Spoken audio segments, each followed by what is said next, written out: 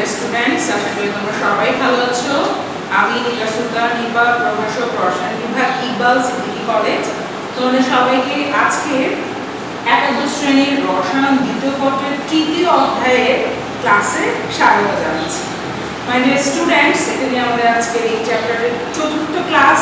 আমরা আজকে পড়বো যে টপিকগুলি, সেটা হচ্ছে আমরা গত সপ্তাহে আমরা দেখেছি অঙ্গনৈতিক হারনীতি নিয়ে আলোচনা। অঙ্গনৈতিক হারনীতি আলোচনা শেষ করে আমরা এখন জারণ বিজারণে আলোচনায় প্রবেশ করব। তো চলো দেখি আমাদের আজকে টপিক কি কি আছে। আমাদের আজকে আলোচ্য বিষয় হচ্ছে জারণ সংখ্যা, তারপর আছে হচ্ছে যোজনী, জারণ সংখ্যা, যোজনী, জারণ বিজারণ, জারক বিজারক, এগুলো নিয়ে আলোচনা এবং অসামঞ্জস্য বিক্রিয়া। প্রত্যেকটা টপিকই আমাদের আগে থেকেই একটু হলেও জানা পড়া ক্লাস 9-10 শুধুমাত্র অসামঞ্জস্য বিক্রিয়াটা একটু নতুন, কিছুটা পুরনো ঘটনায় তবে একটু নতুন রূপে ধরা গেছে। তাহলে আসো আমরা আজকে টপিকে চলে যাই। প্রথম কথা হচ্ছে জারণ সংখ্যা। জারণ সংখ্যা হচ্ছে ইলেকট্রন দান বা গ্রহণের ফলে কোনো পরমাণু বা আয়ন বা মূলকের সৃষ্ট ধনাত্মক বা ঋণাত্মক চার্জের সংখ্যাকে জারণ সংখ্যা বলে। অর্থাৎ আমরা জানি কোনো মৌল বা যৌগ থেকে, মানে কোনো মৌল বা পরমাণু যদি একটা ইলেকট্রন হচ্ছে ত্যাগ করে, তাহলে সেই ক্ষেত্রে তার জারণ মান হয়ে যায় পজিটিভ। আর যদি কেউ গ্রহণ করে তাহলে তার জারণ মান হয় নেগেটিভ। তো এই নেগেটিভ পজিটিভ চার্জ যুক্ত যে সংখ্যা, তাকে আমরা বলছি জারণ সংখ্যা বা জারণ মান। তাহলে মাই ডিয়ার স্টুডেন্টস, জারণ সংখ্যা বা জারণ মান এটা ভগ্নাংশ হতে পারে, পূর্ণ সংখ্যা হতে পারে, শূন্য হতে পারে। ঠিক আছে? আচ্ছা, এবার যোজনী আমরা একবারে বুঝবো, দুটো পড়ে তারপরে। যৌগ গঠনের সময় একটি মৌল অন্য আরেকটি মৌলের সাথে যুক্ত হওয়ার ক্ষমতাকে যোজনী বলে। ঠিক আছে? একটা মৌল আরেকটা মৌলের সাথে যুক্ত হয়ে যে যৌগ গঠন করতেছে, এই একটা মৌলের আরেকটা মৌলের সাথে যুক্ত হওয়ার এই ক্ষমতাটাকেই বলা হচ্ছে যোজনী। তাহলে এখন যেমন সোডিয়াম ক্লোরাইডে সোডিয়াম ও ক্লোরিন বা ক্লোরাইড দুজনের যোজনী হচ্ছে 1, মানে একটা একটা করে পরমাণু বা মৌল একটা আরেকটার সাথে যুক্ত হচ্ছে। এখন ক্লোরিনের সোডিয়ামের জারণ মান আমরা জানি +1, Na+ আমরা জানি Cl-, কারণ সোডিয়ামের জারণ মান এখানে +1 আর ক্লোরিনের জারণ মান এখানে -1। তাহলে ঘটনাটা কি ঘটে? সোডিয়াম যেটা করে, সে একটা ইলেকট্রন ত্যাগ করে হয়ে যায় সোডিয়াম প্লাস। এই ত্যাগকৃত ইলেকট্রনটা আবার ক্লোরিন কি করে? গ্রহণ করে হয়ে যায় ক্লোরাইড মাইনাস, মানে ক্লোরাইড আয়ন। তাহলে মাই ডিয়ার স্টুডেন্টস, আমরা দেখতে পেলাম জারণ সংখ্যা কোনটা আর যোজনী কোনটা। আমরা বুঝতে পারলাম যেটা, সেটা হচ্ছে জারণ সংখ্যা সে শূন্য হতে পারে।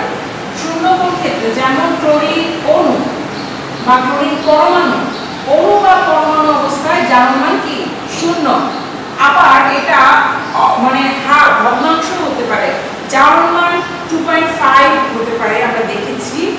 আর এই ক্ষেত্রে দেখো জারণ মান +1 -1, মানে পূর্ণ সংখ্যা, ভগ্নাংশ, শূন্য সবই হতে পারে। কিন্তু যোজনী সেটা অবশ্যই কি হবে? পূর্ণ সংখ্যায় হতে হবে, কারণ এটা শূন্য হতে পারে না। কারণ আমি যদি সোডিয়াম হই, আমি ক্লোরাইডের সাথে যুক্ত হতে পারবো কয়টা ক্লোরাইডের সাথে? একটা ক্লোরাইডের সাথে। তাহলে আমার যোজনী এখানে 1। যেমন হচ্ছে ক্যালসিয়াম কি করতে পারে? ক্যালসিয়াম হচ্ছে 2টা ক্লোরিনের সাথে যুক্ত হতে পারে। তাহলে ক্যালসিয়ামের যোজনী কত? 2। তো এরকম, তো সেই ক্ষেত্রে কখনোই যোজনী শূন্য বা ভগ্নাংশ হতে পারে না। তাহলে এই গেল আমাদের জারণ মান বা জারণ সংখ্যা আর যোজনী নিয়ে আলোচনা। তাহলে আমরা যদি জারণ বিজারণে প্রবেশ করতে চাই, তাহলে আমাদের জারণ বিজারণ, জারক বিজারক, এই 4টা টপিক জানতে হবে। আমরা সবাই নবম-দশম শ্রেণীতে পড়েছি, আমরা জানি। আমরা আবার একটু আলোচনা করি। সেটা হচ্ছে যে দিকে ইলেকট্রন ত্যাগ হয় তাকে বলা হয় জারণ বিক্রিয়া। যে দিকে ইলেকট্রন ত্যাগ হয় তাকে বলা হয় জারণ বিক্রিয়া। যে বিক্রিয়ায় ইলেকট্রন গ্রহণ হয় তাকে বলা হয় কি? বিজারণ বিক্রিয়া। জারণে ইলেকট্রন যায়, আমরা সবাই এটা এইভাবে অনেক সময় পড়েছি, মনে রেখেছি। তারপরে জারক, যারা ইলেকট্রন গ্রহণ করে মানে যারা বিজারণ দিচ্ছে তারাই জারক, আর যারা বিজারক তারা হচ্ছে ইলেকট্রন ত্যাগ করে, মানে যারা জারণ দিচ্ছে তারা হচ্ছে বিজারক। আমরা এখানে দুটো एग्जांपल নিয়েছি। एग्जांपले একটাতে আমরা দেখতে পাচ্ছি ফেরিক ক্লোরাইড, ঠিক আছে, FeCl2। ফেরিক ক্লোরাইড জিঙ্কের সাথে যুক্ত হয়ে উৎপন্ন করতেছে Fe আয়ন বা Fe পরমাণু, আর হচ্ছে এদিকে উৎপন্ন করছে জিঙ্ক ক্লোরাইড। এই ক্ষেত্রে FeCl2 থেকে Fe উৎপন্ন হচ্ছে, তাহলে এটাকে আমরা লিখছি বিজারণ ঘটেছে। কিভাবে? এইখানে FeCl2 তে Fe এর জারণ মান কত? Fe এর জারণ মান হচ্ছে +2, +2 থেকে এখানে Fe আয়ন পরমাণুতে পরিণত হয়েছে, এখানে জারণ মান কত? 0। তাহলে এইখানে তার দুটো ইলেকট্রন ঘাটতি ছিল, +2 মানে দুটো ইলেকট্রন কম আছে, তাহলে +2 থেকে সে 0 তে চলে গেছে, তার মানে সেই ইলেকট্রন কি করেছে? গ্রহণ করেছে। তাহলে এই যে ইলেকট্রন গ্রহণ করলো এজন্য এটা বিজারণ বিক্রিয়া। আর যেহেতু FeCl2 ফেরিক ক্লোরাইড ইলেকট্রন গ্রহণ করেছে, তাই এই ক্ষেত্রে ও হচ্ছে কি জারক। ঠিক আছে, ওকে। নেক্সট বিক্রিয়াটা আমরা দেখি। ফেরিক ক্লোরাইড ক্লোরিনের সাথে বিক্রিয়া করে ফেরাস ক্লোরাইড উৎপন্ন করতেছে, ফেরাস ক্লোরাইড উৎপন্ন করতেছে। এই ক্ষেত্রে এখান থেকে FeCl2 থেকে FeCl3 তে পরিণত হচ্ছে। আমরা সবাই জানি FeCl2 তে এখানে আয়রনের জারণ মান হচ্ছে Fe2+, আর এইখানে FeCl3 তে আয়রনের জারণ মান হচ্ছে Fe3+। আমরা সবাই জানি দুইটা ইলেকট্রন যেহেতু কম আছে এখানে, আর এখানে হচ্ছে তিনটা ইলেকট্রন কম, তাইলে দুই টাকার পরে আবার 3 টাকা কমে গেছে এখন, তার মানে সেই ইলেকট্রন ত্যাগ করেছে -1 ইলেকট্রন, ওকে সেই অবস্থায় আসছে। যেহেতু ইলেকট্রন ত্যাগ করেছে তাহলে এটা একটা জারণ বিক্রিয়া, আর যেহেতু FeCl2 সে নিজে ত্যাগ করেছে তাহলে এই ক্ষেত্রে ও হচ্ছে কি বিজারক। আর এই যে FeCl3 সে গ্রহণ করেছে, সে কিন্তু এখানে কি, যেহেতু সে গ্রহণ করেছে তাহলে সে হচ্ছে জারক। তাহলে মাই ডিয়ার স্টুডেন্টস, আশা করি এই দুটো বিক্রিয়া থেকে আমরা জারণ বিজারণ, জারক বিজারকের যে ধারণা সেটা সম্পর্কে পরিষ্কার করতে পেরেছি। এখন আমরা তৃতীয় যে টপিকটা নিয়ে আলোচনা করব সেটা হচ্ছে অসামঞ্জস্য বিক্রিয়া। তাহলে অসামঞ্জস্য বিক্রিয়াটা কি? যে বিক্রিয়ায় একটি বিক্রিয়ক পদার্থের একই সাথে জারণ ও বিজারণ ঘটে, মানে জারণ বিজারণ বিক্রিয়া কিন্তু আমরা দেখে আসছি আলাদা আলাদা ভাবে, মানে একজন ও জারণ করতেছে সে জারণ ও বিজারণ। যেমন এখানে FeCl2 সে ঘটাচ্ছে জারণ, এজন্য সে বিজারণ, ঠিক আছে। কিন্তু অপরপক্ষে ও যে ইলেকট্রন গ্রহণ করতেছে জারণ, কিন্তু একই সাথে এটা জারক বিজারক হিসেবে ক্রিয়াশীল না, আমরা এরকম দেখি। তো এখন আমরা দেখবো এরকম যে একটা পদার্থ যে কোনো একটি বিক্রিয়ায় একটি বিক্রিয়ক পদার্থের একই সাথে জারণ ও বিজারণ ঘটে, কি একই সাথে তার কি হবে? জারণ ও বিজারণ ঘটে, তাকে অসামঞ্জস্য বিক্রিয়া বলে। মানে নরমালি বিক্রিয়ায় একটা থাকবে জারক আর একটা থাকবে বিজারক, কিন্তু একই পদার্থ জারক আবার সেই বিজারক, এইরকম আমরা দেখিনি।